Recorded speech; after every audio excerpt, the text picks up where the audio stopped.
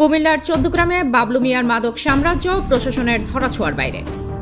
চৌদ্দগ্রাম উপজেলার বাবুরচি আদর্শ গ্রামের বাসিন্দা আবু বকরের ছেলে মোহাম্মদ বাবলু মিয়ার বিরুদ্ধে এলাকায় দীর্ঘদিন ধরে মাদক ব্যবসা পরিচালনার অভিযোগ উঠেছে। স্থানীয় সূত্রে জানা যায়, তিনি বিভিন্ন ধরনের মাদক সরবরাহ ও বিক্রির মাধ্যমে এলাকায় একটি শক্তিশালী মাদক চক্র গড়ে তুলেছেন। এই মাদক বিক্রি করে গড়ে তোলেন বিলাসবহুল বাড়ি ও গাড়ি।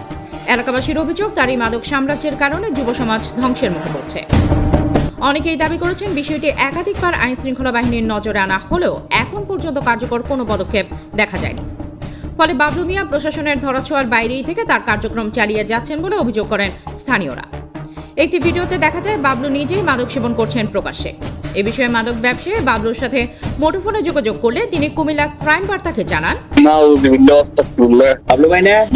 আপনার একটা ভিডিও দেখলাম, আমার কাছে আসছে, একদম ওপেন নেশা করতেছেন, নেশা বিক্রি করতেছেন। এগুলো আমার ভাই, আমি তো ধরেন না অনেক সময় তো একবার খাইছিলাম সব করে, বুঝছেন নি।